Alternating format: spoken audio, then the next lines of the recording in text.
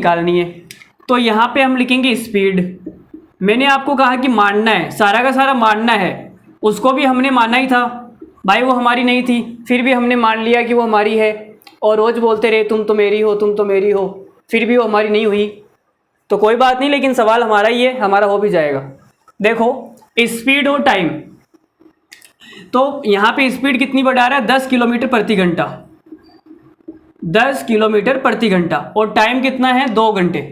Time के अंदर जो गैप है वो 2 घंटे का है, स्पीड के अंदर जो गैप है वो 10 किलोमीटर प्रति घंटे का गैप है, टाइम के अंदर 2 घंटे का। अब 10 के गैप पे हमें संख्या लेनी है, तो 10, 20 और इधर 2 के गैप पे संख्या लेनी है। अगर मैं यही मान लूँ कि पहले मेरी स्पीड 10 थी और बढ़ाने के बाद में 20 हो गई, भाई 10 स्पीड मैंने मान ली कि पहले 10 थी, ठीक है, और 10 बढ़ा दी तो 20 हो गई, और पहले 2 घंटे लगते थे और अब 4 घंटे लगने लग गए। भाई ये सॉरी, पहले 4 घंटे लगते थे, अब 2 घंटे लगने लग गए, टाइम कम हो गया ना। तो अब यहाँ से मुझे डिस्टेंस निकाल के बता दो कितनी है। तो आप बोलोगे सर डिस्टेंस 10 को मैं 4 से गुणा करूँगा 40 आएगा, या फिर 20 को 2 से गुणा करूँगा तो भी 40 आएगा। तो जो डिस्टेंस आ रही है ना वो 40 किलोमीटर है, लेकिन सवाल में दे रखा है 400 किलोमीटर। इसका मतलब कि हमने जो माना है ना वो अभी गलत है, वो सही नहीं है। तो थोड़ा सा और आगे बढ़ते हैं।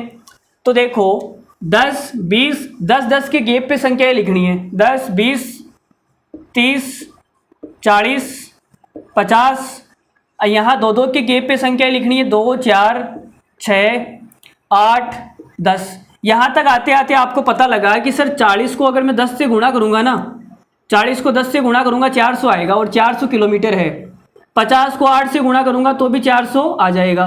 इसका मतलब हमारा जो ये है ये पेयर बन जाएगा, क्रॉस प्रोडक्ट का ये पेयर काम में आने वाला है।